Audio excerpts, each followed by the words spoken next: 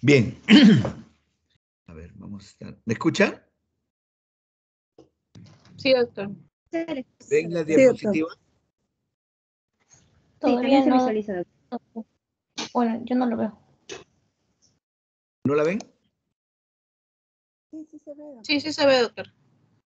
Perfecto. Se ve, Sí. doctor. Muy bien, chicos. Entonces, vamos a hablar sobre lo que es la patología del diafragma. Ustedes saben que el diafragma está ubicado entre el tórax y el abdomen y que tiene una disposición bastante peculiar. Es uno de los músculos de nuestro organismo que tiene una forma casi elíptica, ¿no? Y que tiene dos tipos de tejido. Está formada por un tejido muscular y está formada por un tejido membranoso, ¿no? Y esta disposición se da porque en su origen, parte de su constitución está dada por las paredes laterales de las últimas costillas. Entonces, ya entendiendo que este es un músculo especial, entonces ocupa tanto la parte abdominal como la parte torácica, ¿no? Y es una herramienta de defensa para los órganos más nobles que tenemos en nuestro organismo. Entonces decimos que el diafragma es un músculo tendinoso que separa la cavidad torácica de la cavidad abdominal, que tiene la forma de una cúpula y que permite, ¿no?, que las mayorías de vísceras abdominales importantes aprovechen a la parrilla costal. Todo órgano tiene un inicio y este inicio está en relación a sus membranas embriológicas, ¿no? Acá nosotros estamos observando que se inicia la formación del diafragma a la tercera semana de la gestación, ¿no? Y el segmento más importante es el septum transverso, ¿no? Este septum transverso que inicialmente en la tercera semana se encuentra ubicado en la tercera vértebra cervical y que llega hasta su destino final, que es aproximadamente la de 12, llega a las 8 semanas, que es en el momento en que se cierra esta formación del diafragma. El diafragma está formado por 3 a 4 membranas que se encuentran en el embrión, que son el septum transverso, el mesenterio dorsal, las paredes costolaterales y los pliegues pleuroperitoneales, ¿no? Estos 4 integrantes van a dar origen al diafragma. Cuando en la 8ª semana del intestino retorna al abdomen, el retorno precoz del intestino al abdomen, ¿no?, se debe a la fusión tardía, ¿no?, que ofrece la fusión tardía favorece a la formación de debilidades congénitas en la formación del diafragma. Entonces acá ustedes tienen al septum transverso, a las membranas pleuroperitoneales, ¿no? Tienen ustedes al mesenterio y tienen ustedes a las paredes costales. Como pueden observar, el diafragma tiene 2 compartimientos. Tiene un compartimiento derecho y tiene un compartimiento izquierdo. Y se dice que el compartimiento derecho está un poquito más arriba que el compartimiento izquierdo en relación a la formación de la masa hepática. Si nosotros podemos observar la estructura del diafragma, podemos ver que el diafragma tiene en su formación 3 componentes definidos. Uno, que forma una masa de músculos que se forma por detrás del esternón, donde se llama la cabeza retroesternal, una masa muscular que se fija en la pared costal, que se llama pared costal, y una masa muscular que se forma, ¿no?, en la parte posterior y que se le llama la masa lumbar o masa vertebral. Entonces, si nosotros observamos el músculo derecho del diafragma, tiene tres cabezas, una cabeza retroesternal, una cabeza costal y una cabeza lumbar. En la función de estas cabezas, en cada uno de estos semidiafragmas, dejan debilidades. La fusión de la cabeza retroesternal con la fusión de la cabeza costal deja una debilidad, ¿no? Que fue descubierta por Morgagni, ¿no? Que fue descubierta por Morgagni, esta debilidad encontrando anatómicamente el triángulo de Morgagni. La fusión de la cabeza costal con la fusión de la cabeza lumbar deja una debilidad posterior denominada también triángulo posterior o triángulo de Bodalek. Así, en la fusión del músculo derecho, que es homólogo del músculo izquierdo, porque tiene las mismas características, cuando se fusiona en la línea media. Al fusionarse en la línea media, por ahí atraviesan los vasos epigástricos superiores, ¿no? Que es la transformación de la mamaria interna. Estos vasos rectales superiores atraviesan por estos medios, dejando dos debilidades que las descubrió un señor llamado Larrey y que forman las famosas hernias por debilidad congénita de Larrey. Además, debemos recordar que el diafragma tiene estas debilidades que las pueden ver en este gráfico, ¿no? Estas son las debilidades anteriores, las debilidades posteriores, las debilidades medias de la red. Luego, este órgano presenta tres grandes orificios. En la fusión de su formación, deja un espacio que es posterior o lumbar para la arteria aorta y se denomina el hiato aórtico. Como ustedes pueden observar, la aorta torácica avanza y se transforma en abdominal cuando atraviesa el hiato aórtico. Este hiato aórtico se encuentra aproximadamente en T12.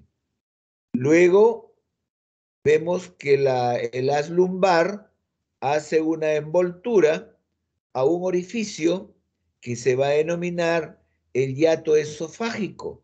El hiato esofágico es una estructura que permite el paso del esófago torácico para transformarse en esófago abdominal. Y en la parte, esto se encuentra más o menos a la altura de T10. Y entre el septum transverso, en la membrana del centro frénico y el borde muscular, hay un orificio que permite el paso de la vena cava inferior. Este orificio se encuentra aproximadamente en T8 y T9. Viendo la estructura anatómica, podemos ver en esta parte anterior que nos encuentra, que estaría correspondiendo a la parte anterior de la parrilla costal, ¿no? Por eso no vemos el triángulo de Morgagni. Pero sí podemos ver en la parte posterior el triángulo de Bodalek. El triángulo de Bodalek. Esto es la masa lumbar, esto es la masa costal, esta es la debilidad. Esto es el hiato esofágico, esto es el hiato aórtico y esto es el orificio cavo. Entonces, a través de estos compartimientos, en el orificio cavo, la vena pasa a la vena cava inferior, ¿no? Pasa el nervio frénico derecho, pasa los vasos linfáticos y pasan los linfáticos. En el hiato esofágico pasa el esófago para transformarse formarse en el esófago abdominal y pasan los troncos vagales.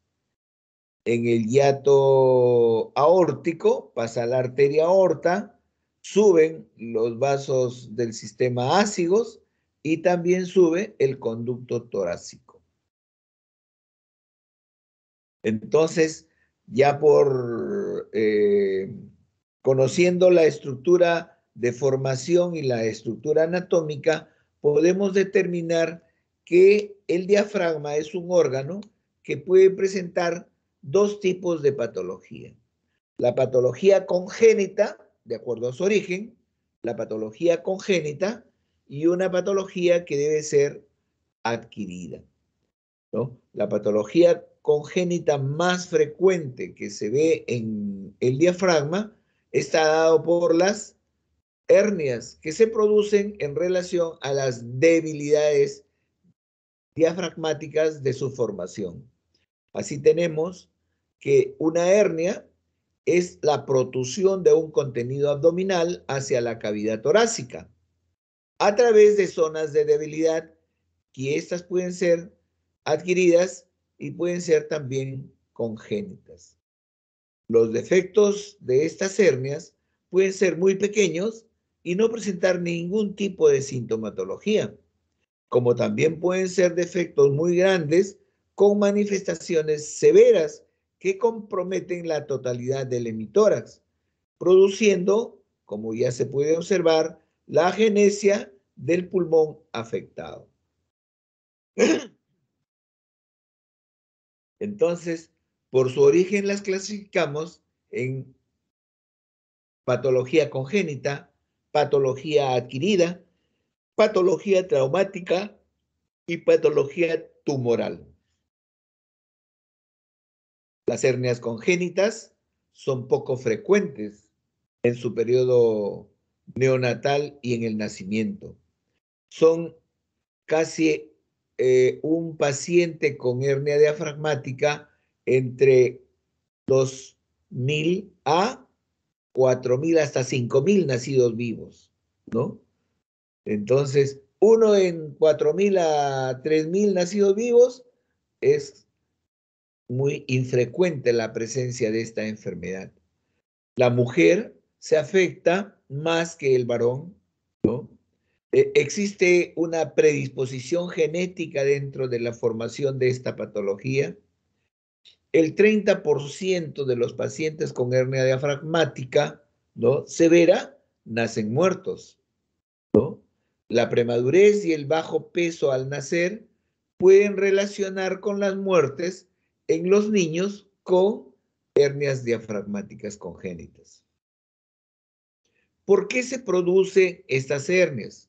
Estas hernias se producen debido a la presencia de estos triángulos que se pueden objetivar en su formación, como son la presencia del orificio de Baudelaire o triángulo de Baudelaire, el triángulo de Morgagni y el defecto de la formación del septum transverso. El diagnóstico de las hernias congénitas se pueden hacer antes del nacimiento, desde que se implanta, de que todas las gestantes, ¿no?, antes de las 28 semanas, deben tener por lo menos un control ultrasónico prenatal, ¿no? Con estos exámenes se puede corroborar si es que el paciente ya dentro de su formación tiene una hernia diafragmática y también se puede decir si su grado de severidad va a ser un indicador menor o un indicador mayor. También se hace perfiles cromosómicos, ¿no? Los perfiles cromosómicos de fetos con hernias diafragmáticas tienen el antígeno fetal presente, ¿no? Se confirma el diagnóstico de estas patologías a través de radios, una simple radiografía de tórax. Cuando las asas están en el lado izquierdo, nosotros vamos a ver en el hemitórax izquierdo todas las asas intestinales con aire y con líquido, ¿no?, que desvían el mediastino hacia la derecha. Cuando la lesión es del lado derecho, Básicamente se puede observar una consolidación lobar por la migración del hígado. Las hernias diafragmáticas se pueden estadificar, ¿no?, basándose en la severidad de la hernia, ¿no? En el estado del gestacional se puede determinar cuándo una hernia va a ser de alto riesgo o una hernia va a ser de bajo riesgo. Hablamos de que las hernias de alto riesgo son aquellas que se hace un diagnóstico antes de las 24 semanas de gestación, ¿no?, con un gran defecto diafragmático. Estas tienen mal pronóstico, ya que no solo interfiere con el crecimiento, sino con un inadecuado crecimiento del desarrollo pulmonar. Las patologías también se pueden evidenciar por algún tipo de lesión en el nervio que inerva el diafragma. Ustedes saben que irriga el diafragma las arterias diafragmáticas superiores e inferiores, ¿no? Inerva el nervio frénico derecho e izquierdo, ¿no? Y entonces alguna alteración congénita de estos nervios pueden producir lesiones en la formación del diafragma.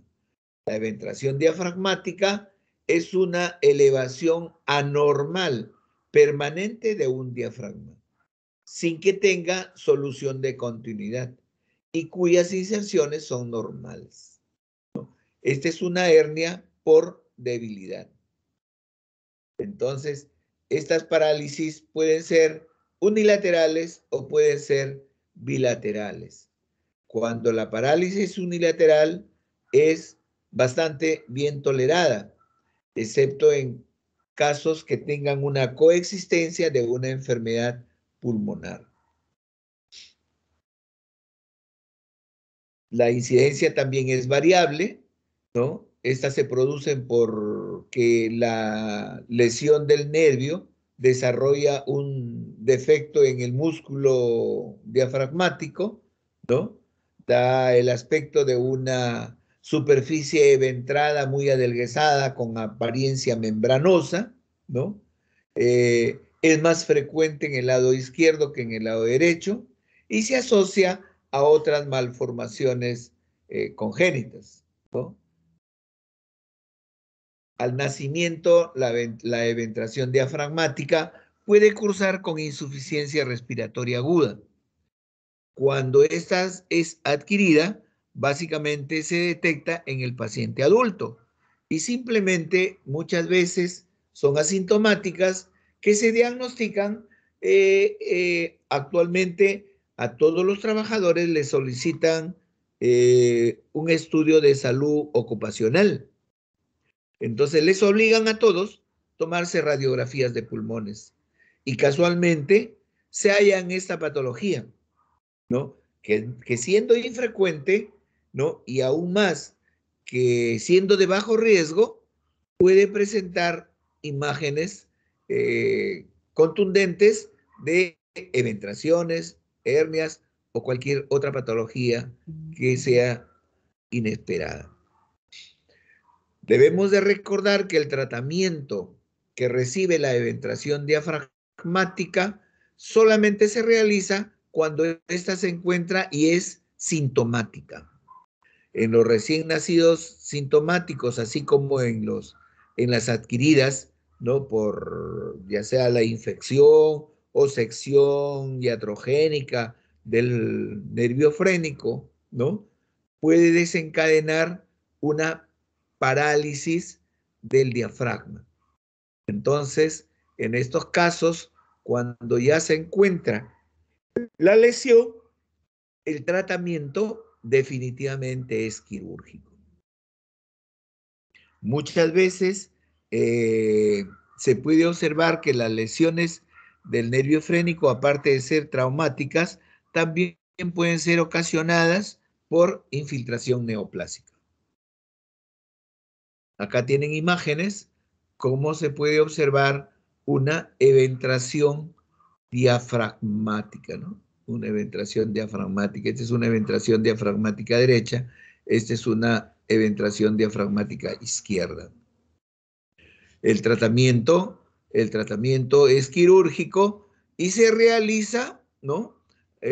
Haciendo en el diafragma una plicatura diafragmática. Si la aplicatura diafragmática es insuficiente, se puede hacer el uso de prótesis. Raras veces se hace extirpación diafragmática. Otra de las patologías congénitas del diafragma, hemos dicho que son la formación de debilidades o triángulos, que en este caso el triángulo de Baudelaire, ¿no? Llamada también hernia de Baudelaire o denominada hernia del hiato pleuroperitoneal. Se le denomina así porque esto se origina a partir de la falta de cierre del canal pleuroperitoneal. Por lo tanto, ¿no? Por lo tanto, y continúa la comunicación entre el tórax y el abdomen. El defecto puede ser pequeño y en una hendidura o abarca todo el diafragma. El diagnóstico hay que considerar si la paciente en una historia de gestación puede tener aún polihidramnios, ¿no? El abdomen hundido en el hemitórax prominente ipsilateral, ¿no? La disminución de los ruidos pulmonares y un desplazamiento del latido cardíaco. Estas sospechas clínicas se pueden confirmar si el paciente tiene una hernia del hiato a través de una radiografía de tórax. Nosotros vemos que esta patología también es no muy frecuente, la podemos ver entre entre los 5,000 nacidos vivos, ¿no? Del 20 al 30% de estos pacientes presentan anomalías asociadas, ya sea a hipoplasia pulmonar, a atresia esofágica o a otras malformaciones congénitas, ¿no? La hernia del hiato, ustedes pueden observar en esta imagen radiográfica cómo, ¿no? Cómo hay un velamiento casi total por la gran cantidad de asas que tiene. Hay ruidos hidroaéreos en esta zona y hay niveles hidroaéreos en esta zona. Este es un esquema gráfico de cómo se puede observar las asas intestinales dentro de la cavidad torácica izquierda. Ecográficamente también se puede diagnosticar una hernia diafragmática en el neonato, ¿no? Estas imágenes nos están presentando que existen una desviación del eje cardíaco normal, ¿no? También los que hacen ultrasonido pueden observar la migración de asas intestinales hacia la cavidad torácica. En el adulto también se pueden observar hernias del hiato, hernias de Baudelaire, hernias del triángulo posterior, ¿no? Como por ejemplo en esta resonancia se puede observar que el parénquima hepático está prolapsado hacia el tórax, ¿no? Acá que el riñón está prolapsado junto con el vaso al tórax, ¿no?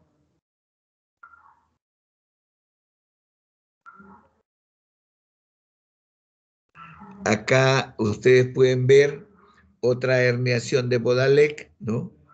Donde las asas intestinales están dentro del tórax. Las asas intestinales están dentro del tórax, ¿no?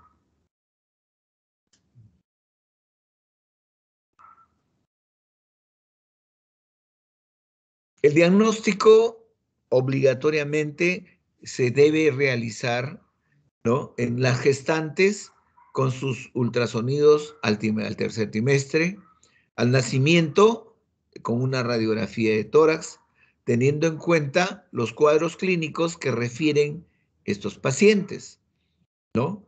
Los recién nacidos pueden cursar con hipoxemia, pueden tener acidosis respiratoria y en los casos más severos pueden presentar hipertensión pulmonar. El tratamiento de la hernia de Bodalek, ¿no?, cuando da en el estado postnatal, en el estado prenatal o en el estado adulto, definitivamente si da sintomatología, se convierte en una patología quirúrgica. Muchas veces los abordajes pueden ser múltiples. Puede tener un abordaje torácico, puede tener un abordaje abdominal, puede tener un abordaje convencional, ¿no? Entonces, cualquiera de estos abordajes que lleve a solucionar el problema del paciente es bueno. Como ustedes pueden ver en la fase prenatal, cuando se evidencia un gran contenido intestinal dentro del abdomen, a estos pacientes son sometidos a una cirugía fetal intrauterina, ¿no?, endoscópica, ¿no? Esto se realiza, no he visto que se haga en el país, pero se inicia con la colocación de un balón endotraqueal transitorio. Esto hace una hipertensión pulmonar y hace que la presión intratorácica aumente y por lo tanto se reduzca la presión abdominal y se regresen las asas a su destino. Acá pueden observar ustedes toracotomías, ¿no?, laparotomías que permiten, ¿no?, el desplazamiento de las asas de la zona torácica hacia la zona abdominal. Estos procedimientos se realizan tanto en el adulto como en el recién nacido,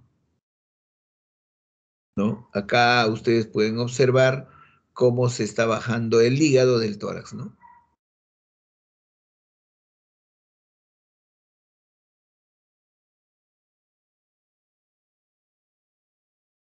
Otra de las patologías frecuentes se puede determinar es la hernia de Morgagni. La hernia de Morgagni que se forma por la debilidad entre la cabeza retroesternal y la cabeza costal, generalmente se presenta, ¿no?, como masas dentro del ángulo cardiofrénico.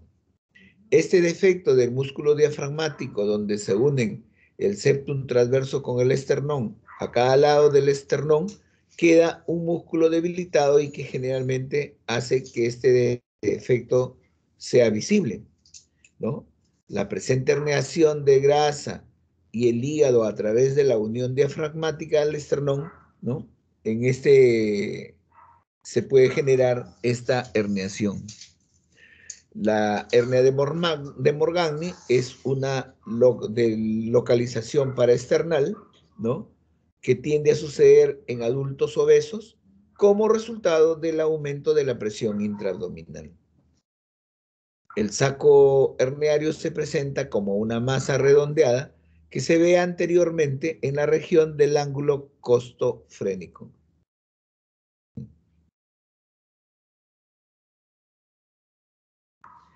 Como ustedes también pueden observar, estos efectos, esta patología se puede ver no muy frecuentemente, ¿no?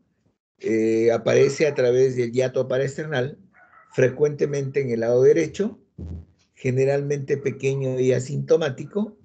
El diagnóstico en el adulto es casual y el tratamiento quirúrgico se realiza siempre y cuando sea sintomático.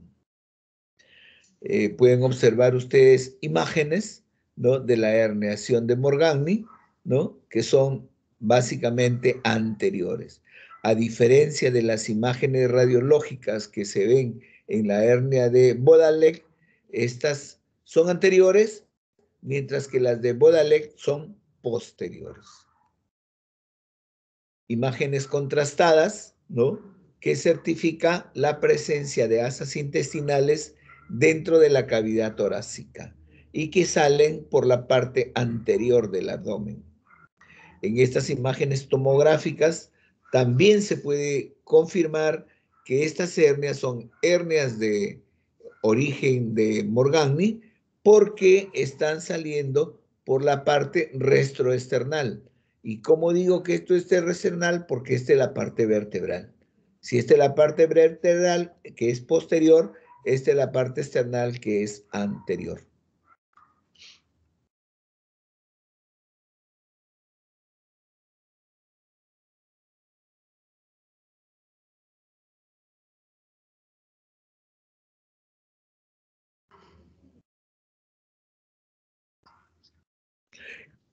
A ver, este es un video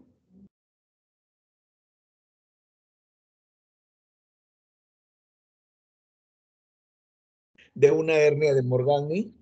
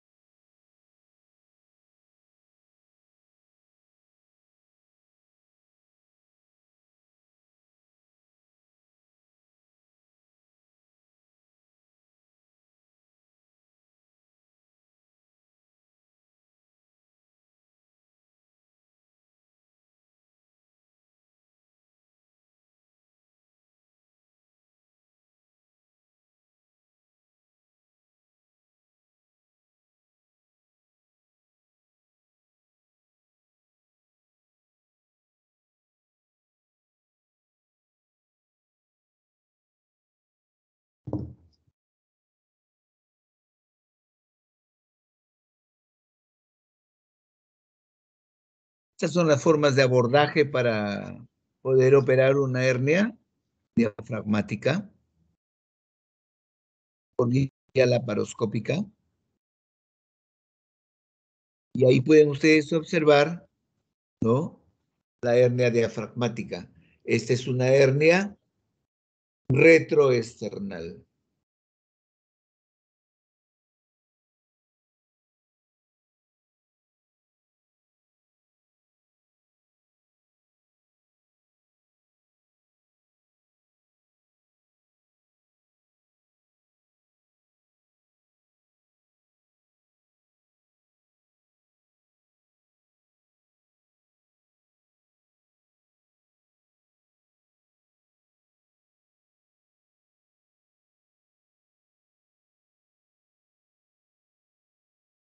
Una vez reducida la hernia, viene la plastía de la hernia. La plastía de la hernia puede ser con una prótesis o puede ser un cierre primario. Tiene adherencias epiploicas, son liberadas. Ese aparato se llama bisturí armónico. Es una pinza que tiene, es como si fuera un electrocauterio. La diferencia es que esta es una tijera que quema y corta y es bipolar.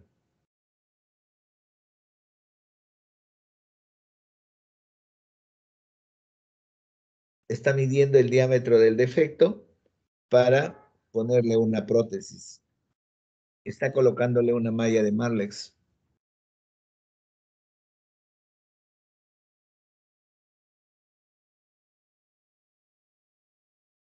Está poniendo puntos de contención ahí para que le permitan cerrar el orificio, ¿no?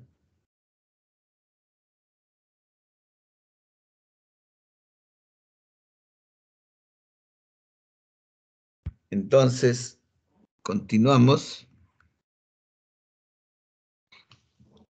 Acá tienen ustedes laparotomías, ¿no? Cómo la hernia de Morgagni puede llevarse el lóbulo izquierdo del hígado, cómo el estómago puede migrar hacia el tórax. Existen otros tipos de hernias adquiridas, como son las hernias peritoneo-pericárdicas. Estas son las hernias peritoneo-pericárdicas, las que se deben a un defecto del tendón central, ¿no? El defecto de la formación del septum transverso por ruptura en la cuarta semana de desarrollo forma una lesión en el tabique, ¿no? Esta se asocia generalmente a otros defectos congénitos. Luego tenemos las hernias adquiridas. Las hernias adquiridas, que ustedes ya supongo la revisaron en la parte de la patología benigna del esófago, ¿no? Tienen ustedes a las hernias del hiato, tienen a la eventración diafragmática, tienen al trauma del diafragma y a los tumores originados por el diafragma. Ustedes pueden ver que el diafragma presenta un hiato llamado el hiato esofágico. Este hiato esofágico está formado por una masa muscular, ¿no? Que es de la fosa lumbar o de la cabeza lumbar del diafragma. Esto puede ocasionar una debilidad en los pacientes dependiendo de su estructura orgánica, de su formación congénita y de su estado en el momento de su desarrollo de la vida. Eh, por ejemplo, los obesos tienen una alta incidencia en factores de consistencia de sus orificios, ¿no? De consistencia de sus orificios. Sus tejidos se vuelven más laxos y por lo tanto los órganos de fijación se hacen más débiles y como que se amplían sus espacios, ¿no? Es ahí donde se pueden formar las hernias hiatales en estos pacientes obesos.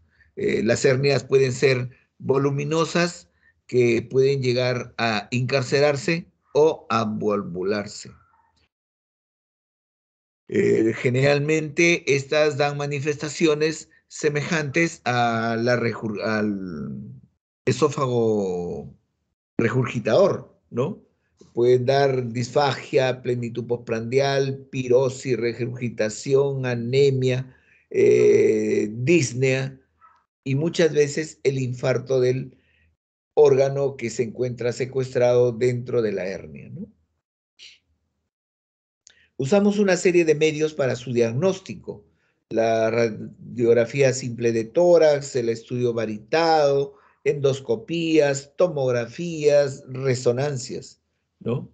Y encontramos que estas hernias del hiato esofágico son de 4 tipos. Las hernias de tipo 1, denominadas también hernias deslizante, las hernias tipo 2, denominadas hernias paraesofágicas, las hernias tipo 3 es una combinación de las dos anteriores y las hernias tipo 4 son mixtas y grandes. Acá tenemos una hernia del hiato, ¿no? Una hernia del hiato esofágico. La característica de estas hernias del hiato es que van hacia el mediastino, mientras que las hernias, eh, las hernias de Bodalek y las hernias de Morgagni van hacia la cavidad torácica, ¿no? Estos también van a la cavidad torácica, pero estos van a la parte mediastinal. Las hernias hiatales van hacia la parte mediastinal. Acá tienen ustedes una hernia tipo 1 o hernia postdeslizamiento. Tienen ustedes al hiato esofágico acá, y tienen ustedes el esfínter esofágico inferior por encima del hiato. Esto significa que el estómago se ha deslizado sobre el hiato esofágico, ¿no? Esto es común, generalmente son asintomáticos. El promedio de las personas que con frecuencia presentan esta patología está por encima de los 48 años. El 80% de estos pacientes presentan reflujo. Acá tienen otro tipo de hernia del hiato. Es cuando el esfínter esofágico inferior no se moviliza, ¿no? No se moviliza a través del hiato, no se moviliza a través del hiato. El que se moviliza a través del hiato es el fondo del estómago, ¿no? Haciendo lo que se le denomina una hernia paraesofágica, una hernia paraesofágica. A diferencia de la que ustedes pueden observar en esta parte inferior, esta es una hernia de deslizamiento, pero como el deslizamiento es mayor, ya hablamos de una hernia mixta o hernia de tercer grado. Esta es una hernia de deslizamiento, esta es una hernia de deslizamiento, esta es una paraesofágica, esta es una mixta. Esta es la radiografía de tórax que permite ver, ¿no?, en el mediastino, ¿no?, al estómago, ¿no?, o un nivel hidroaéreo. Acá en esta tomografía se puede observar el deslizamiento hacia el mediastino del estómago, ¿no? El tratamiento quirúrgico de una hernia del hiato, lo van a ver, si se puede.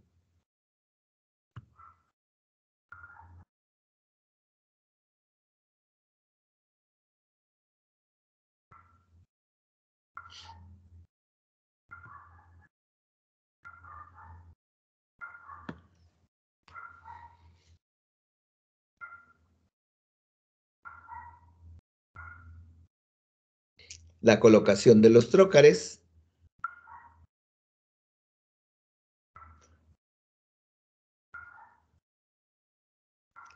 Ahí pueden ustedes observar la cavidad, se está levantando el borde hepático izquierdo. Es una hernia por deslizamiento.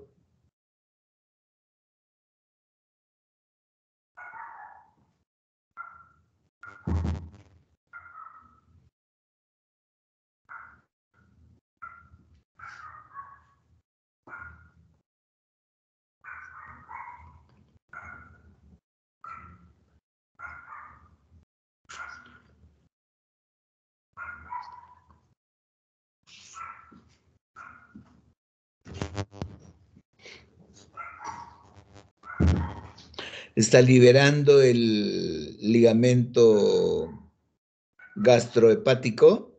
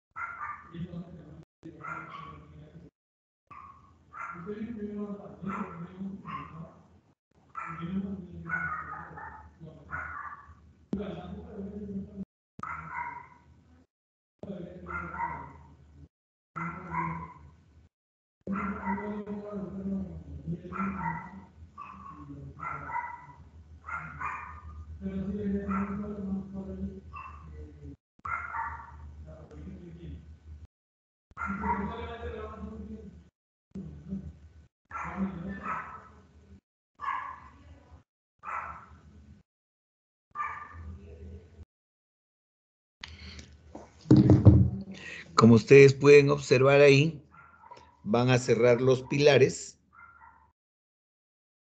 que es la causa de la hernia.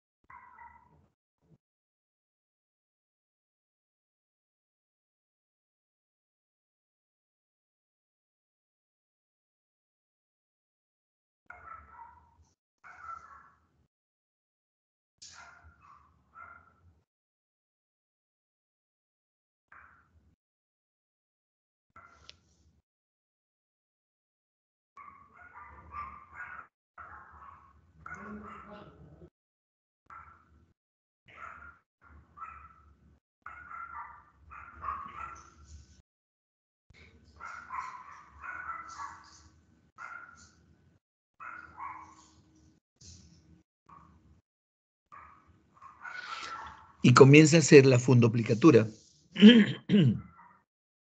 Hace la corbata de Nissen.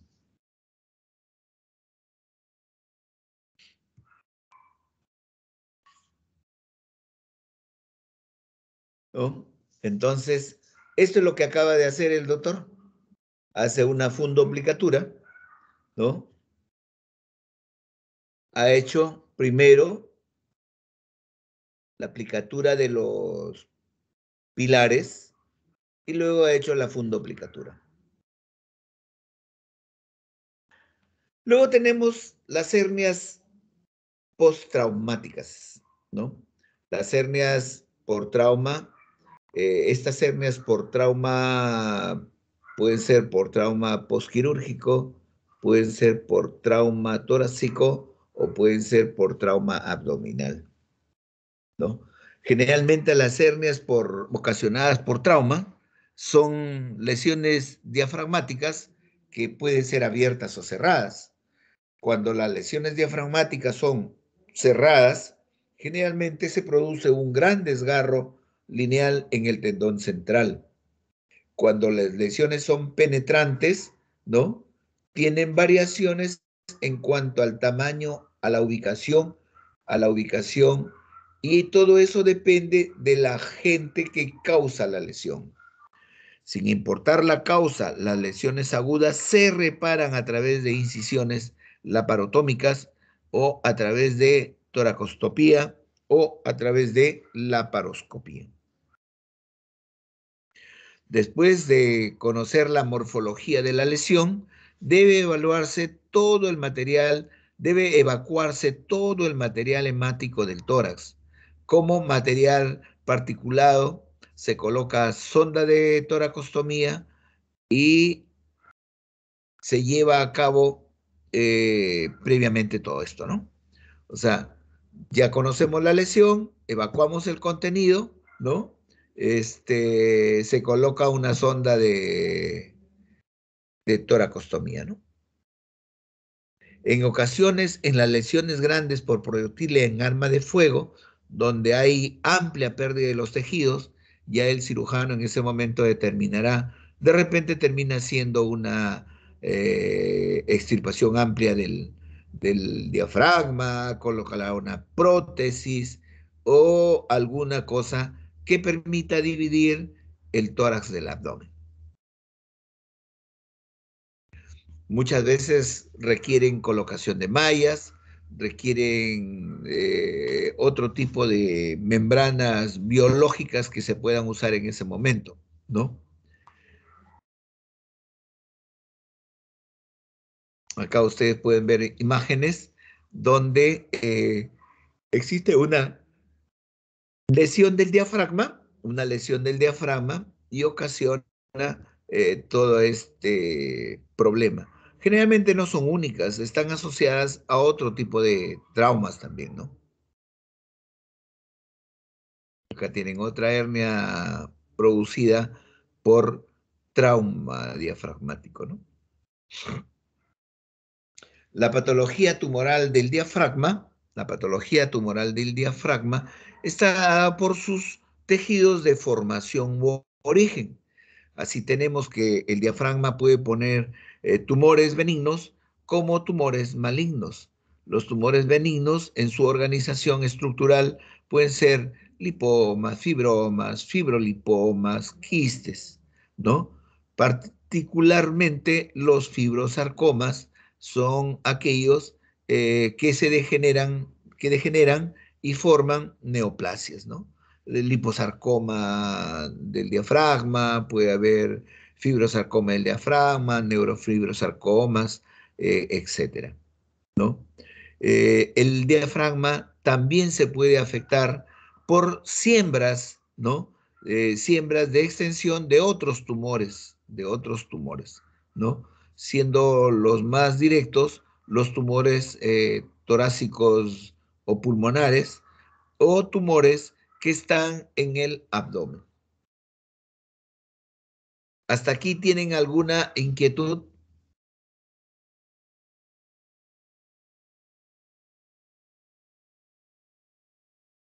¿Hasta aquí tienen alguna inquietud? Despierte, muchachos. Ya terminó la primera parte. Hola, Quispe, ¿me Sí, escuchas? doctor. Sí, doctor, sí están los picos. Pérez, ¿me escuchas? Sí, doctor.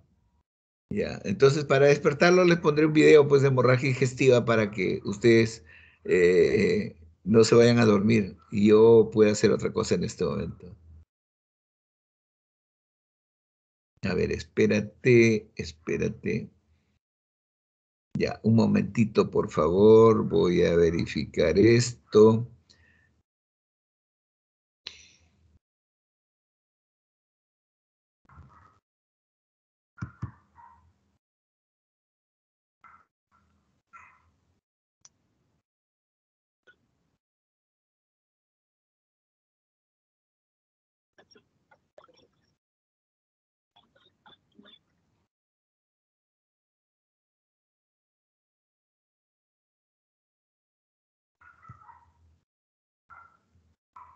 Ya, a ver, vamos a ver.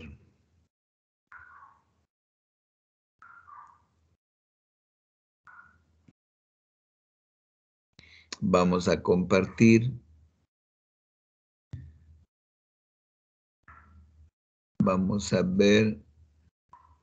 Ya, para que se distraigan, les pongo este video de hemorragia digestiva que es bien concreto, ¿ya?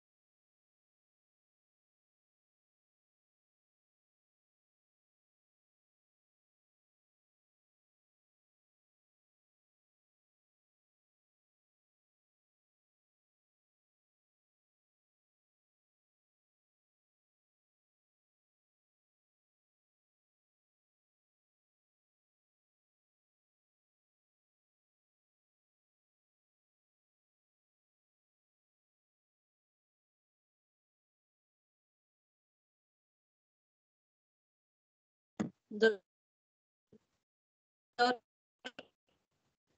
no se escucha. Tampoco avanza, creo. No, no está avanzando ni se oye.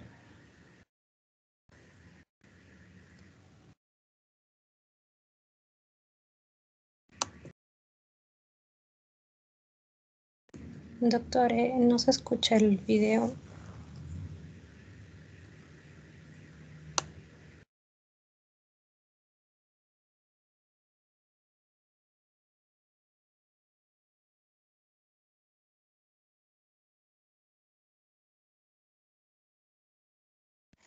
Doctor, ¿se encuentra?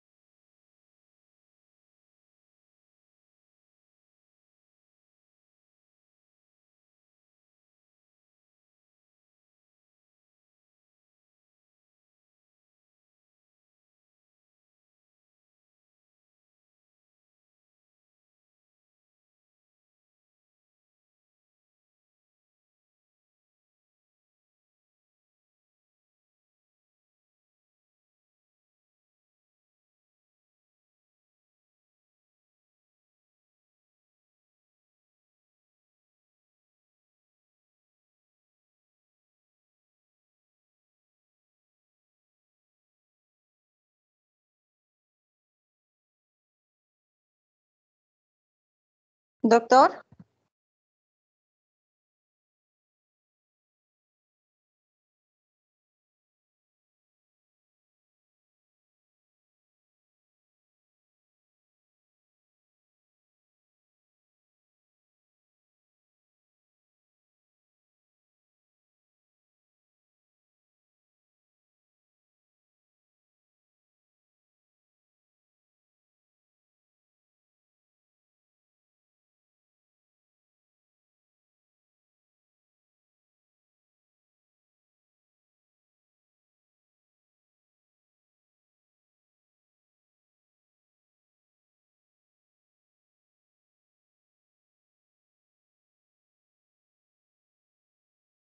Ah, ya, lo que pasa es que el doctor lo ha puesto, pero no ha compartido el audio. Voy a ver si es que puedo ponerlo y compartir ya.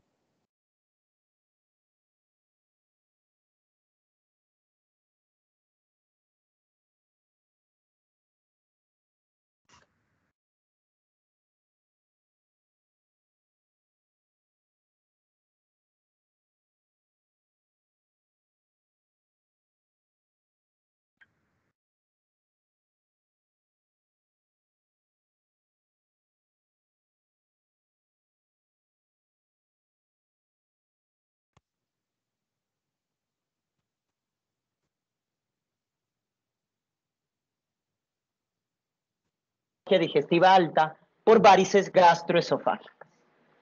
Luego vienen las erosiones por consumo de AINES.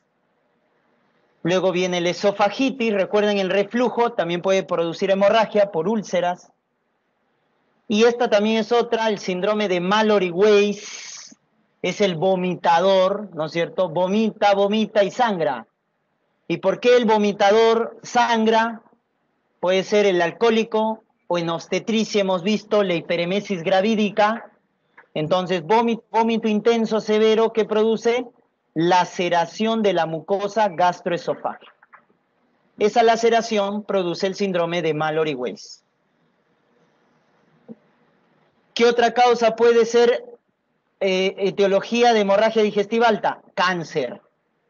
Y acá quiero que te recuerdes algo. La hemorragia por cáncer es la hemorragia de peor pronóstico. Es difícil de calmar, es difícil de tratar. Cuando veamos el score de ROCAL, que es un score pronóstico para hemorragia digestiva alta, ¿cuál es el score de mal pronóstico? El sangrado de mal pronóstico por etiología, el sangrado por cáncer. ¿Cuál es el sangrado de buen pronóstico? El Mallory-Weiss. El Mallory-Weiss es el de buen pronóstico porque se autolimita. Quispe, Y el de pronóstico intermedio, la de Sí, doctor. úlcera péptica. Doctor, yo lo Ya puse está. porque usted lo puso. Mal pronóstico, cáncer.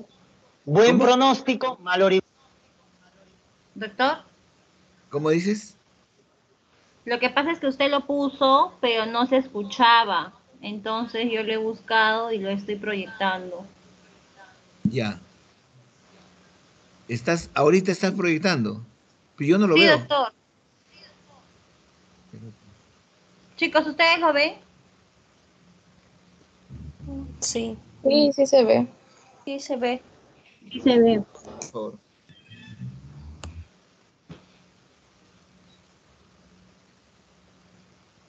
Continúa, por favor. Ya, Ahora yo no ya. lo escucho.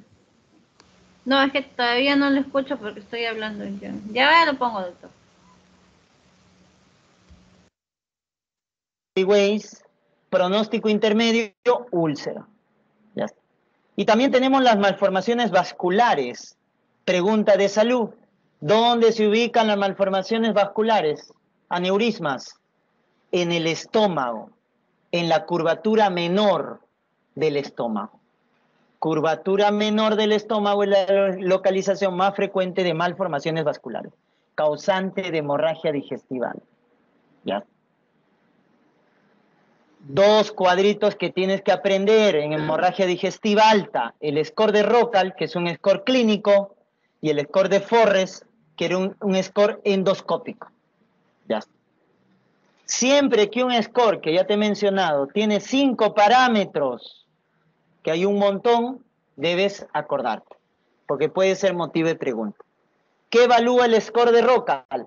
La edad, el estado hemodinámico, si está en shock o está normal, la comorbilidad, el diagnóstico etiológico, cuál es la etiología del sangrado, y los estigmas de sangrado reciente. Estigmas de sangrado reciente. Ya está. Edad, estado hemodinámico, comorbilidad, etiología y estigmas de sangrado. ¿Estamos? Ese es el score de ROCAL, ¿no? Muy bien. Da puntaje 0, 1 y 2, pues. El 2 es mal pronóstico. El 0 es buen pronóstico, ¿no? O sea, en joven sangrado, buen pronóstico. Abuelito, más de 80 años, mal pronóstico. Estado hemodinámico. Claro, cuando uno tiene hemorragia, lo primero que debes evaluar es el estado hemodinámico, ¿no? Entonces, cuando el paciente está sangrando, ¿con qué evalúas el estado hemodinámico? Rápidamente. Con la presión y la frecuencia cardíaca, ¿no? Entonces, si el paciente está con hemorragia digestiva alta y la presión arterial y la frecuencia cardíaca están normal, ¿cuánto de volemia ha perdido? 10%. Y está compensado. Si por el contrario la presión está normal, pero ya hay taquicardia, a este paciente se está descompensando. ¿Cuánto de volemia ha perdido? 20%. Y cuando el paciente tiene taquicardia con hipotensión, ¿eso qué es? Shock. Y hemos visto en cardiología, shock hipovolémico, ¿cuándo se presenta? Cuando pierde 30% de la volemia. Shock hipovolémico, taquicardia con hipotensión. Entonces, cuando un paciente viene por hemorragia digestiva, lo primero que debo hacer es ver el estado hemodinámico. Leve, moderado, severo. Leve, sangrado 10%, moderado, volemia 20%, severo 30%, shock hipovolémico. Eso evalúa el segundo punto del score de ROCAL, ¿no? El estado hemodinámico. Que esté compensado, miren acá, mal pronóstico, hipotenso, taquicárdico. Shock, pues, mal pronóstico. Comorbilidad, ninguna comorbilidad. 2, mal pronóstico. Si tiene falla cardíaca, si tiene insuficiencia cardíaca, u otra comorbilidad como falla hepática, falla renal, etc. O cáncer, ¿no? Un cáncer diseminado. Etiología, miren, mal pronóstico, cuando la causa del sangrado es cáncer. Cáncer de estómago, cáncer de esófago. Doctor. ¿Cómo? Le dan un puntaje 3. Claro, es mal pronóstico, puntaje 3. 3 puntos le dan, es mal pronóstico. 2 y 3 es mal pronóstico. ¿Ya? Bien difícil que nos digan calcule el puntaje. Sería ya una pregunta muy maliciosa. Pero que nos digan cuándo es buen y mal pronóstico, eso sí, ¿no? O sea, si me dicen que el sangrado por cáncer es mal pronóstico. Fácil de recordar. Cáncer, mal pronóstico. Pero si me dicen mal Oriways, ahí está, 0 puntos, buen pronóstico. ¿Estamos? Ya está. Y los estigmas de sangrado reciente, ¿no es cierto? Si no hay ningún estigma de sangrado reciente, eso es 0. Si hay estigmas de sangrado, el vómito rojo reptilante, o sea, la endoscopía, he visto el vaso visible, etcétera, eso ya es mal pronóstico, ¿ya? Si es rojo rutilante, sangrado activo, no te olvides, si es rojo vinoso, marrón, ese es sangrado inactivo, ya está. Y Forres es netamente endoscópico, esto también preguntan. El Forres 1 es el sangrado activo, Forres 2, reciente, y el 3 es el sangrado inactivo o pasado. Ya está. Cuando tú ves esto en la endoscopía, miren, en chorro, ¿no? Ahí está en chorro, miren. Chorro, ese es el 1A. 1A, chorro. Cuando ves así, en capa, en sábana también le llaman, eso es el 1B. Ya está. 1A, chorro, 1B, capa, sábana. El sangrado reciente, 2. Tengo 3 tipos. ¿Esto qué es? Vaso visible, pregunta examen, 2A. Vaso visible. ¿Esto qué es? Coágulo adherido, eso es 2B. Coágulo adherido, 2B. Esto, hematina, hematina, ese es 2C. Y fibrina, que es 3. Fibrina es 3. Hematina, 12. Ya está. Coágulo adherido, 2B. Vaso visible, 2A. Eso de memoria, porque eso sí pueden preguntar. ¿Ya?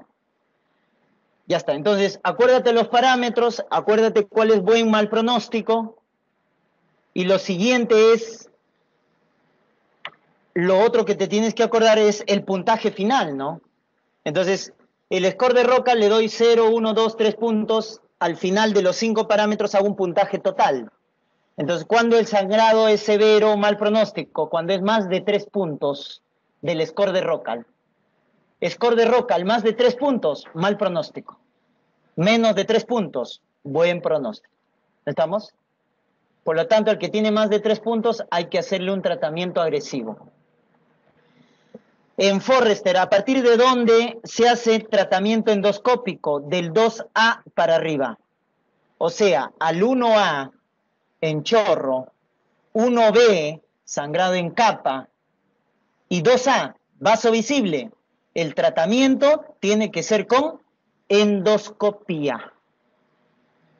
¿A quién solo le das omeprazol? Al 2B, al 2C y al 3. Entonces, del 2A para arriba, tratamiento endoscópico, más omeprazol. Del 2B para abajo, solo omeprazol, tratamiento médico. Para eso nos sirve.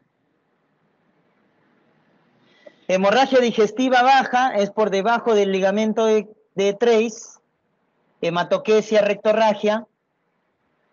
Puede haber, la hemorragia digestiva baja puede ser un sangrado crónico, ¿no es cierto?, que causa anemia, e incluso sangrado oculto, que lo detectamos con el famoso T-Venom positivo, sangrado microscópico. Y cuando tengo así un sangrado crónico que causa anemia, que causa T-Venom, ¿qué debemos sospechar? Cáncer. Cáncer de colon. ¿Cuál es el cáncer de colon que sangra? ¿El derecho o el izquierdo? el derecho. El izquierdo se obstruye, porque es estenosante el izquierdo. El derecho llora, el derecho sangra, genera anemia ferropénica, genera TB-non positivo. Pero la pregunta que siempre hacen es, ¿cuál es la causa de hemorragia digestiva baja más frecuente?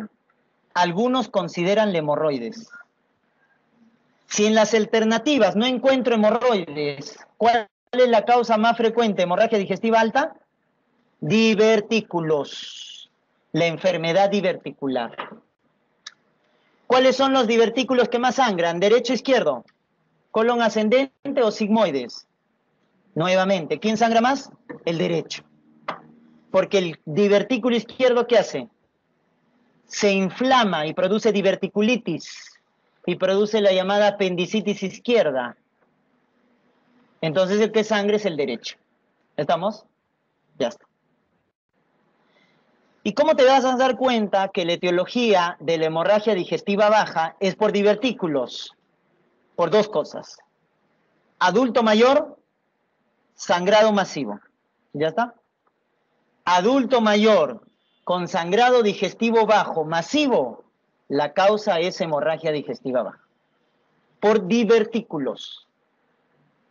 Porque cuando es por cáncer de colon, el cáncer de colon da sangrado crónico, oculto, microscópico, sangrado leve, no es masivo. Entonces, en adulto mayor, sangrado masivo, que se autolimita, eso es por divertículos. Se autolimita, solito calma, eso es por divertículo. Después del divertículo, ¿qué otra causa tenemos? Las malformaciones vasculares, angiodisplasia. Y en cardio hemos visto, la angiodisplasia se asocia con estenosis aórtica. Estenosis aórtica, ¿no? Muy bien. Son dilataciones vasculares que pueden ser adquiridas o congénitas. Más frecuente en el colon derecho. Siempre el derecho sangra más. ¿Ya? Muy bien. Obviamente para el diagnóstico la mejor prueba para estas patologías de sangrado bajo es la colonoscopía. ¿Ya? La colonoscopía. Ya. Combinemos algo con pediatría. ¿Qué pasa si en el niñito me dicen, niño con sangrado digestivo bajo? ¿Cuál es la causa? El famoso divertículo de Meckel. Divertículo de Meckel. Causa de sangrado digestivo en el infante. ¿De dónde deriva, de dónde se forma el divertículo de Meckel? Del conducto ónfalo-mesentérico. Pregunta de embriología. Del conducto ónfalo-mesentérico. ¿Cuál es el tejido ectópico más frecuente de Meckel? Tejido gástrico. Por eso que sangra, porque al ser tejido gástrico genera ácido y sangra. ¿Estamos? Muy bien.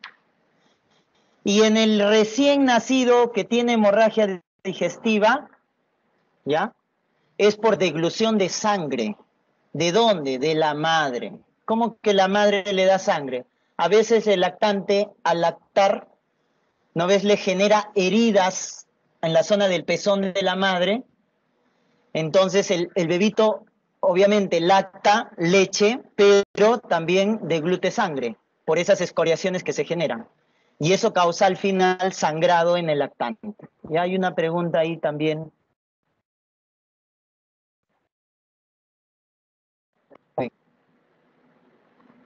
Manejo de la hemorragia digestiva. Muy bien, el manejo pasa por lo siguiente, ¿no? Lo primero que debemos hacer frente a una hemorragia es esto, estabilización hemodinámica. Segundo, determinar la causa. Entonces, ¿con qué estabilizamos hemodinámicamente? Suero fisiológico, cristaloide, cloruro de sodio al 0.9%, ¿no es cierto? Ya está. Segundo, determino la causa. Y hay dos grandes causas, la hemorragia por varices y la hemorragia por úlcera péptica. Los dos grandes grupos. Hemorragia por varices y por úlcera. Ya está. Si la hemorragia es por úlcera péptica, ¿cuál es el fármaco de elección? Omeprazol, por vía endovenosa, inhibidor de bomba de protones. Si la hemorragia es por varices, ¿cuál es el fármaco de elección? análogo de somatostatina. ¿Quién es el análogo de somatostatina? Octeótride. Ya. Comparando, siempre comparando para recordarnos mejor.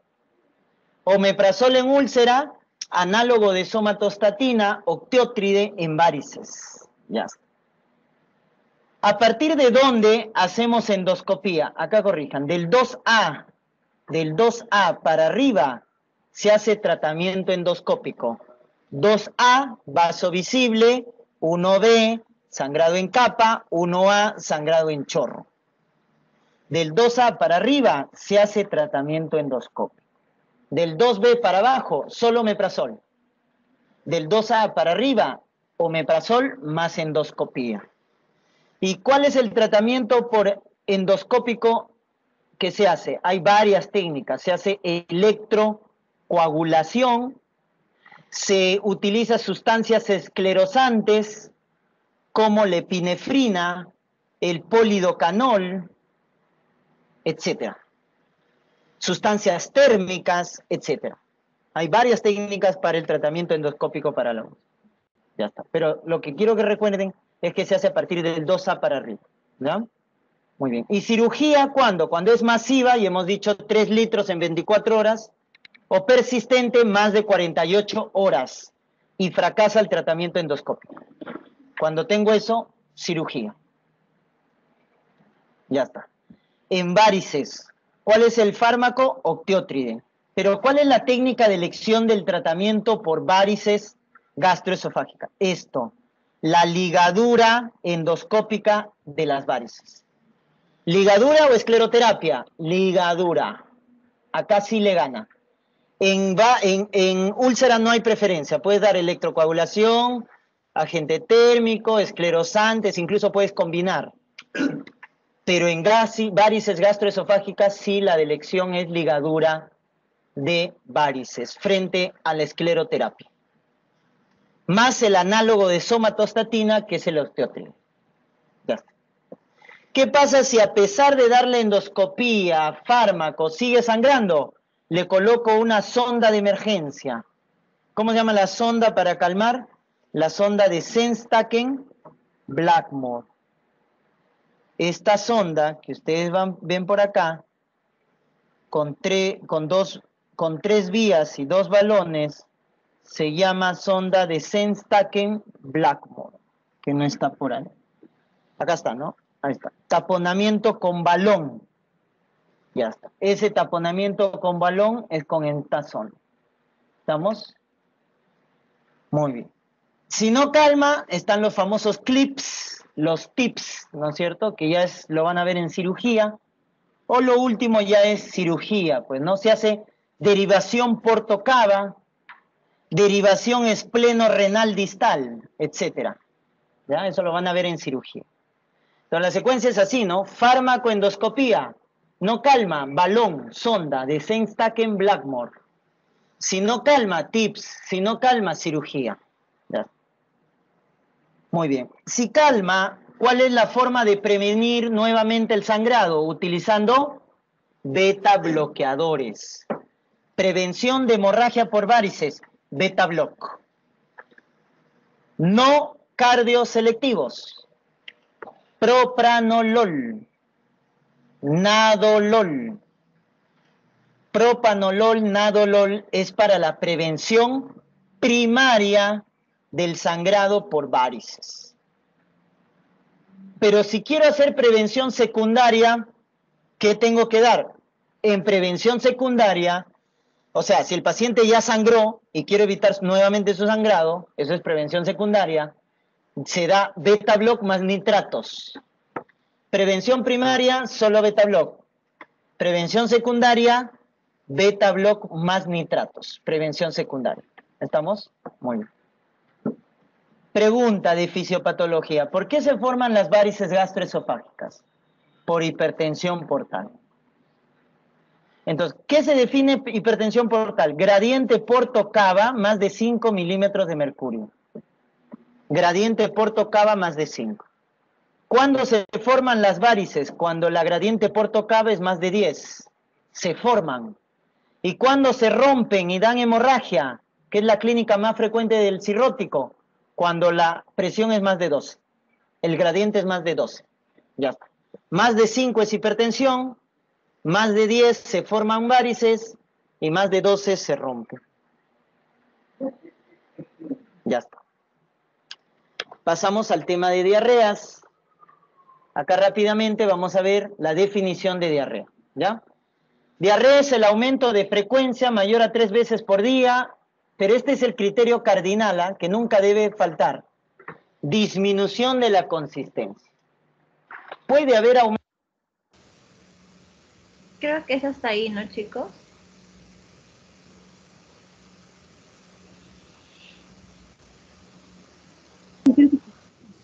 Está bien. ¿Lo dejo, doctor? No. Solamente era hemorragia digestiva alta y baja.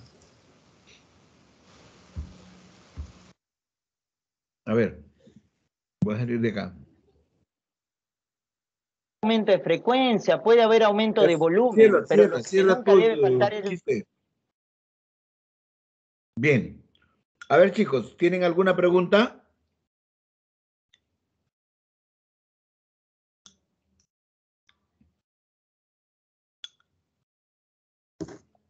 ¿Se cansaron?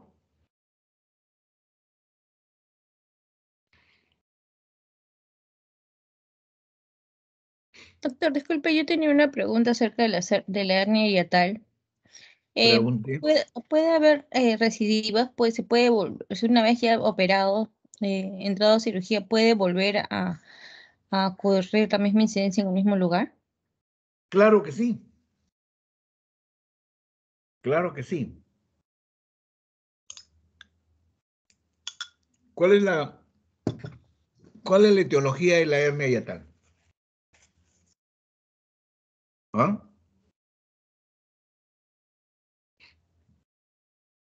Paciente que no tiene un buen régimen higiénico y dietético, paciente con tendencia a la Eso. obesidad, paciente fumador crónico, paciente que no deglute bien y no mastica bien. Todos los tejidos se vuelven laxos, se opera y sigue con su misma forma de vida. Y en un promedio del 50% recidiva. Pacientes postoperados de manga gástrica se convierten también en pacientes portadores de una hernia hiatal. O sea, no es que ya te operaste y ya te sanaste. Ya te operaste, pero tienes que cambiar el sistema de vida. ¿Ah? O también puede ser un problema quirúrgico. Que no te hayan hecho, por decir, una plastía de pilares y que no te hayan hecho bien una fundoplicatura. Hay fundoplicaturas que son incompletas. Y hay pilares que necesitan malla y no se les pone malla.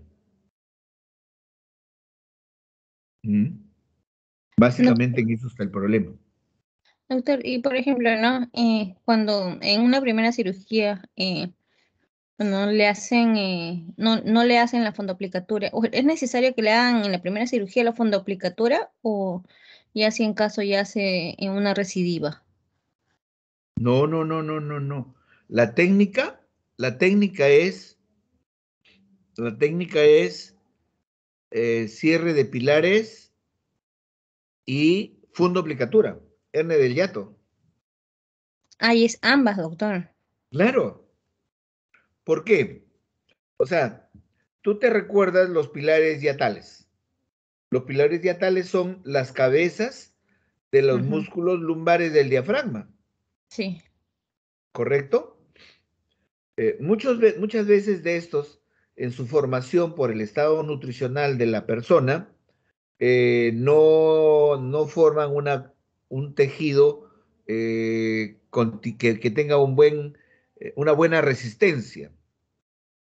Y si el paciente es, por decir, un obeso, Entonces, este paciente tiene aparentemente un problema de hipotiroidismo.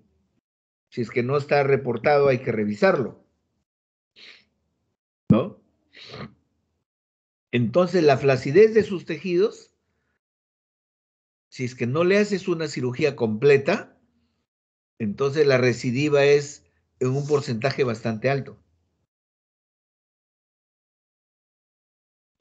Ahora, hay muchos que hacen variantes de la fundoplicatura, ¿no?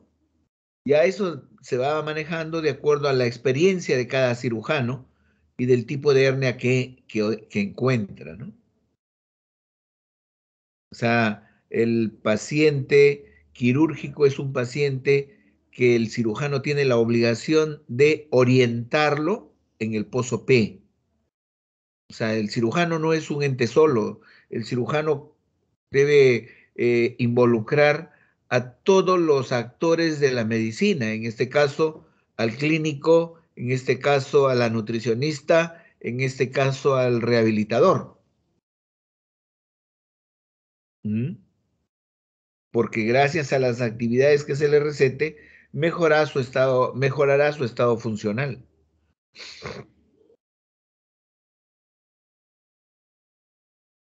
¿Está satisfecha? Sí, doctor, o sea, para que sea una buena cirugía tiene que ser ambos, Completa. o una completa. Sí. Ya. ¿Alguna otra inquietud? Ya, entonces veremos un resumen de lo que es hemorragia digestiva, ¿ya? A ver, vemos acá. Vamos a compartir. Vamos a la ventana. Perfecto. Entonces, como ya ustedes han podido observar rápidamente en lo que el profesor que hizo esa reunión, hizo una cosa bien concreta de lo que es hemorragia digestiva. En primer lugar, dividimos a la hemorragia digestiva en dos compartimientos. En un compartimiento superior, y hablamos de hemorragias digestivas altas, y en un compartimiento inferior, donde hablamos de hemorragias digestivas bajas.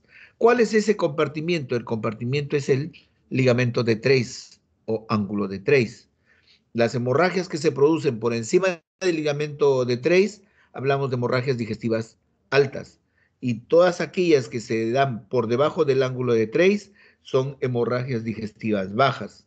Hay que recordar los componentes de estas estructuras. Tienen ustedes el esófago, tienen ustedes el estómago, tienen ustedes el duodeno.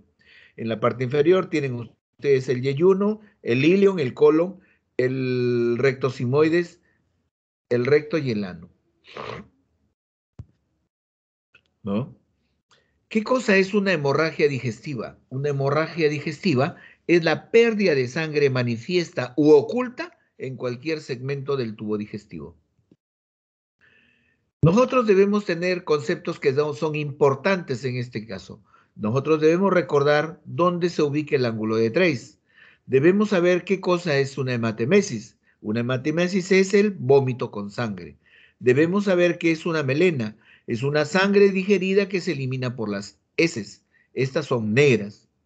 ¿Qué cosa es una proctorragia o una rectorragia? Es la expulsión de sangre fresca por el ano. ¿Qué es una hematoquesia? Es la mezcla de heces con sangre fresca. ¿Qué es un síndrome anémico? Es la pérdida de sangre progresiva por pequeñas cantidades a través del tubo digestivo. Y así tenemos que la clasificación de las hemorragias están en relación a si son altas o son bajas. Cuando son altas, podríamos decir que las hemorragias digestivas que pueden ser variciales o no variciales. Cuando hablamos del sangrado digestivo no varicial, esto se divide a la clasificación si tiene varices o no tiene varices, ¿no? Las no variciales son aquellas que se producen por úlceras, así tenemos las úlceras pépticas. Las úlceras pépticas son las úlceras más frecuentes que desencadenan sangrado. Son las úlceras duodenales y las úlceras gástricas. en un 26% las úlceras gástricas y en un 28% las úlceras duodenales producen sangrado digestivo alto. Las gastritis erosivas, que son lesiones de la mucosa gástrica por AINES, en un 13%. Las angiodisplasias o malformaciones vasculares, ¿no? La alteración de la arteria gástrica izquierda que se superficializa encontrándose como la arteria de Dillefoy, ¿no? Y que produce una enfermedad que es la enfermedad de Dillefoy. Este es un vaso que con frecuencia desencadena también hemorragias digestivas altas. Las esofagitis, el síndrome de Mallory-Weiss, ¿no? Producen también sangrados digestivos altos. Los variciales son aquellos producidos por varices esofágicas en un 12%. Estos ocurren cuando existe una hipertensión portal. Esto significa que las venas soportan una presión por encima de 12 milímetros de mercurio. Principalmente están desencadenadas por cirrosis en un 90%, en cualquiera de sus estadios. Puede ser un Child A en un 45%, en un Child B y C en un 80%. Mientras que las hemorragias digestivas bajas están dadas, como decía el profesor en su video, que pueden ser de dos tipos y que compiten por la primacía. En la etapa actual, las hemorroides están ocupando casi el primer lugar en las hemorragias digestivas bajas. En segundo lugar estaría la enfermedad diverticular, ¿no? Y como también explicaba el profesor, la enfermedad diverticular en el lado izquierdo generalmente es obstructiva, mientras que en el lado derecho es hemorrágica, ¿no? También tenemos las malformaciones vasculares arteriovenosas en un 10%, los pólipos colónicos en un 9%, las neoplasias, ¿no? Los neurofibromas en un 8%, la isquemia mesentérica, ¿no? En un 12%, y las enfermedades inflamatorias del intestino.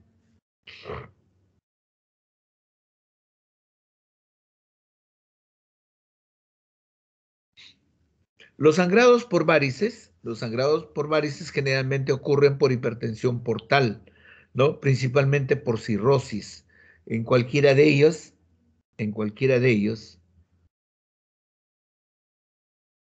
nosotros podemos ver que tienen hematemesis, tienen hematoquesia, tienen melenia y tienen shock hemodinámico, ¿no?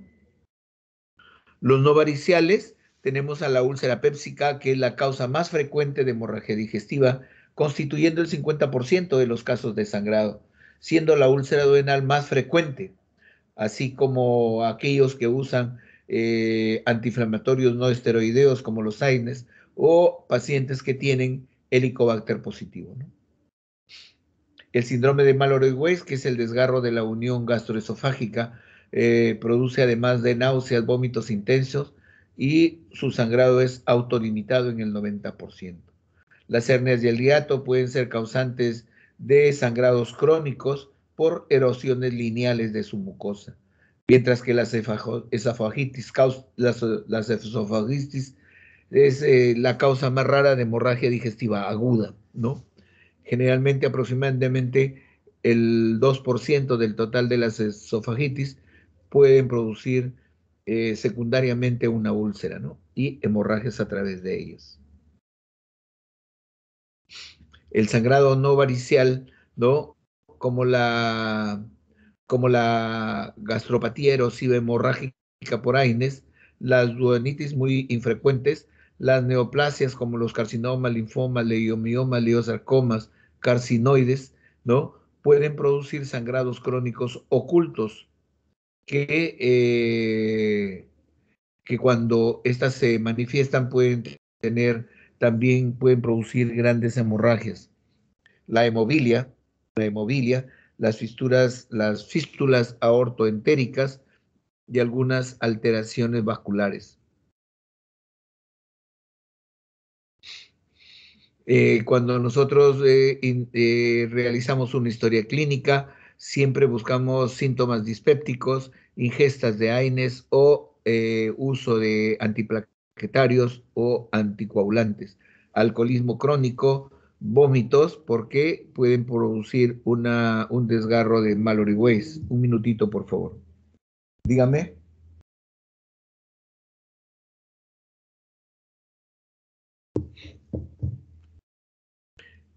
Los antecedentes de pacientes que tienen enfermedad ulcerosa, los pacientes que toman anticoagulantes o que sufren de coagulopatías, los pacientes que tienen algunas otras comorbilidades.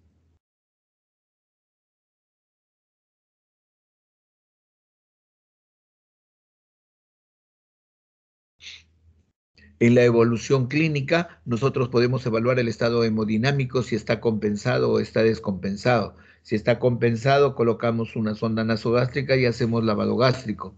Tomamos muestras sanguíneas para prevenir la aspiración. Si está descompensado, colocamos 2 vías de buen calibre, muestras sanguíneas, transfusión de sangre, si el paciente tiene una hemoglobina menor de 7 u 8. Se puede colocar una sonda de Foley, administrar oxigenoterapia y realizar un estudio endoscópico. El tratamiento para las varices esofágicas puede ser farmacológico, endoscópico, taponamiento con balón y descompresión de la hipertensión portal, ¿no? La ayuda diagnóstica en las hemorragias digestivas no variciales, tenemos estudios de laboratorio, estudios endoscópicos, localización anatómica de la lesión sangrante, estudios de radiodiagnóstico, ecografías, tomografías, resonancias, angioresonancias, etc. El tratamiento de la hemorragia digestiva no varicosa comienza desde el tratamiento farmacológico, tratamiento quirúrgico. El tratamiento farmacológico está dado por ranitidina, inhibidores de protones, tratamiento para el helicobacter, suspender anticoagulantes de AINES si es que estos se encuentran tomando. El tratamiento quirúrgico está en relación a vagotomías tronculares, selectivas y ultraselectivas, la piloroplastías y las gastrectomías.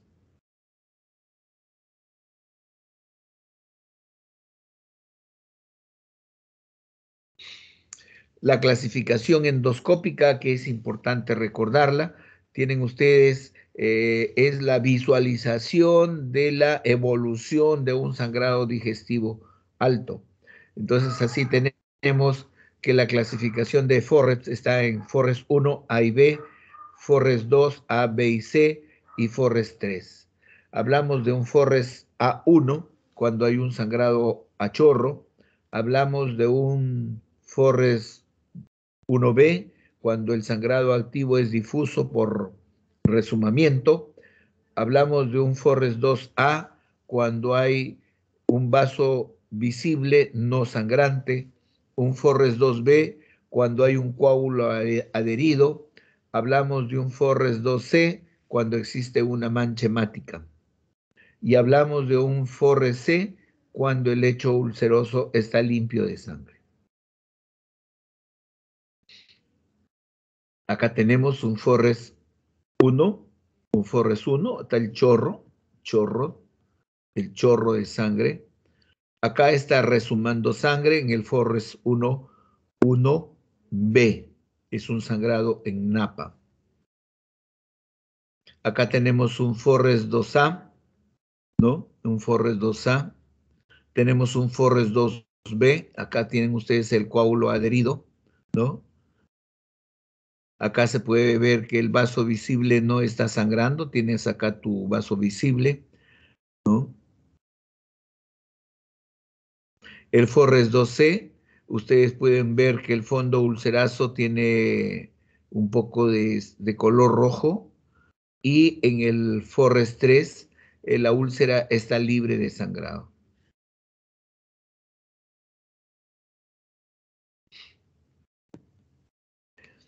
existen calificadores que pueden determinar el pronóstico de un paciente con sangrado.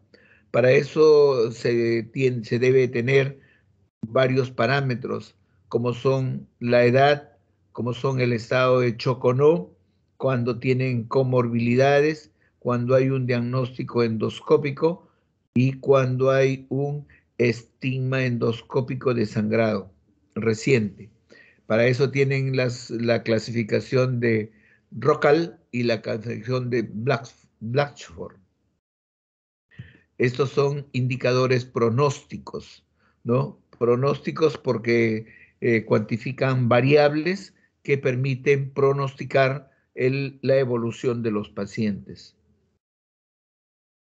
También debemos tener en cuenta que la morbilidad, la mortalidad ronda en este tipo de estados, como por ejemplo en los pacientes de edad avanzada, el peligro o riesgo de pérdida de la vida es bastante alto. Si el paciente tiene comorbilidades o si el paciente tiene recidiva de sangrado. Entonces, para ello debemos recordar si es que estos pacientes tienen hematemesis, si están con anemia o con anemia por sangre oculta, tienen melena o están en choque hemodinámico.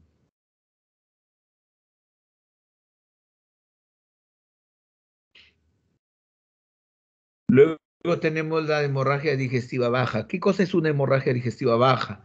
La hemorragia digestiva baja es el sangrado de la manifestación activa o oculta que se produce por debajo del ángulo de Treis hasta el margen anal, o sea, el intestino delgado, el intestino grueso, el recto y el ano.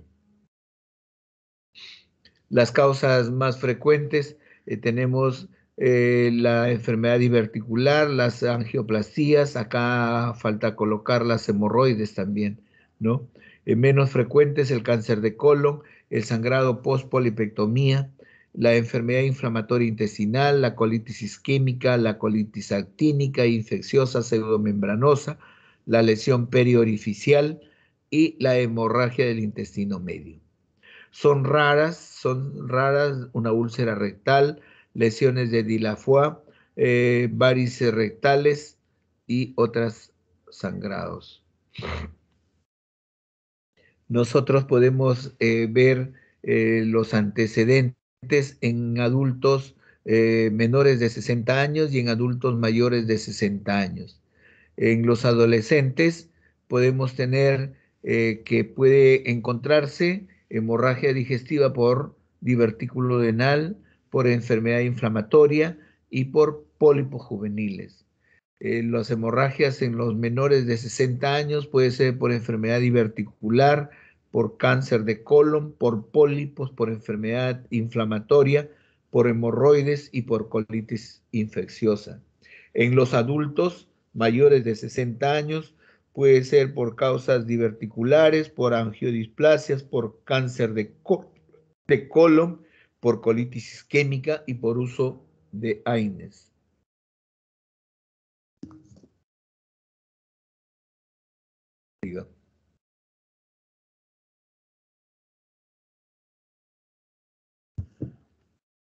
El sangrado digestivo bajo, causa de dolor, puede ser con causa de dolor o sin causa de dolor, ¿no? Por ejemplo, en la enfermedad diverticular, en la angiodisplasia, en las hemorroides y en la hemorragia intestinal casi no dan manifestación de dolor. Mientras que en el cáncer de colon, en la enfermedad inflamatoria, en el divertículo y en la colitis, sí son causas de dolor.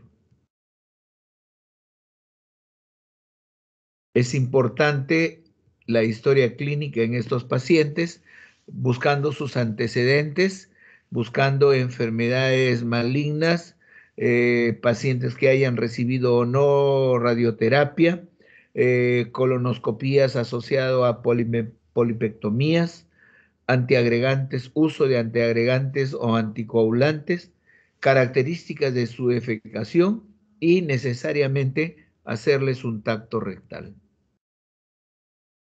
En la evaluación clínica, lo primero que debemos hacer es la estabilidad hemodinámica del paciente. Si el paciente no se estabiliza, hay que reusar técnicas que rápidamente localicen el sitio del sangrado y que permitan un tratamiento que se realizará mediante una angiografía. Las técnicas diagnósticas que permitan la localización del sitio de sangrado y consecuente una resección segmentaria.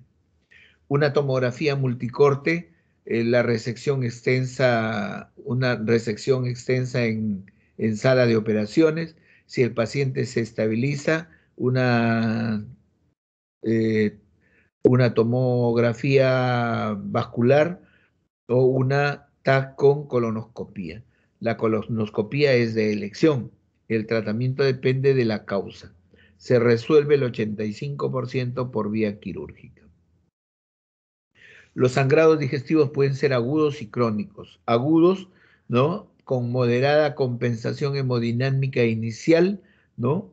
Con restauración de volumen y contenido plasmático. Masiva con presencia de taquicardia, taquipnea, hipotensión ortostática que nos indica gravedad.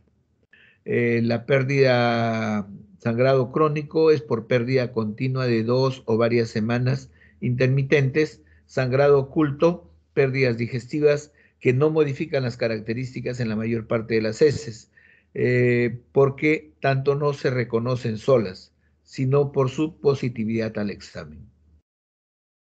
Causas más frecuentes: diverticulitis, hemorroides, angiodisplasias. Entonces, cuando hablamos de la enfermedad diverticular, podemos hablar de la clasificación de Hinchen. Esta clasificación de Hinchen, con extensión a la perforación, se puede determinar en los siguientes estadios. En el estadio 1 hablamos de un acceso confinado pericólico o mesentérico. En el estadio 2 podemos ver que hay un absceso pélvico en la cavidad o en el espacio retroperitoneal. En el estadio 3, la ruptura del absceso peridiverticular que genera una peritonitis purulenta. En el estadio 3, la ruptura del divertículo con contaminación fecal.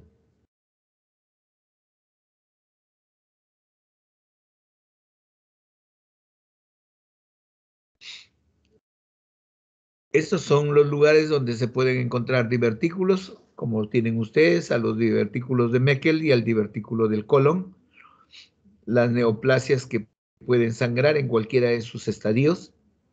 El tratamiento está en relación a la estabilización hemodinámica, determinar las causas, parar el sangrado, prevenir la recurrencia, coagulación endoscópica, uso de octríotides, enfermedad hemorrágica masiva que no se controla con la cirugía.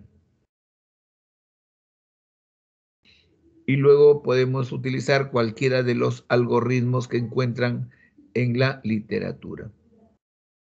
¿Hasta aquí tienen alguna pregunta?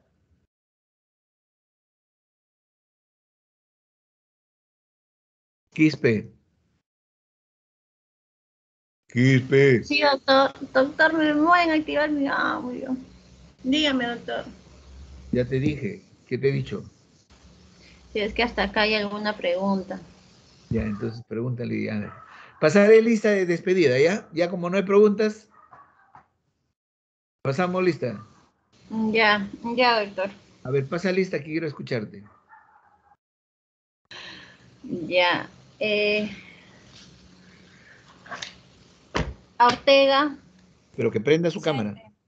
Prendan su cámara, chicos, por favor. Ya, un momento.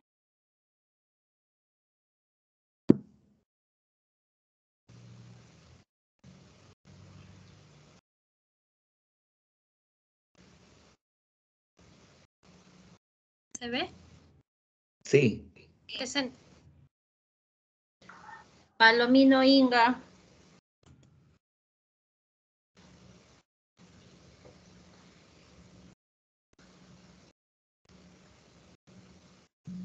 ¿Se ve mi ¿No cámara? está? No se Hola. ve no se ve ¿Vanessa? ¿Ahora? Sí, Ahora sí, doctor. Vanessa. Ya.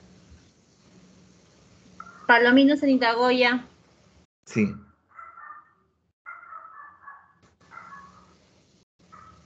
Joseph.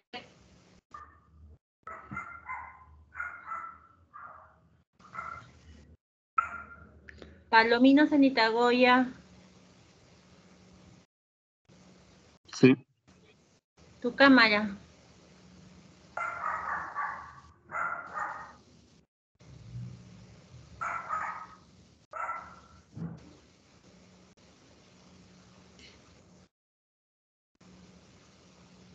Ya no importa, el que sigue. Pancorbo. Presente. Ya. Párraga. Presente. Ya. Pasapera.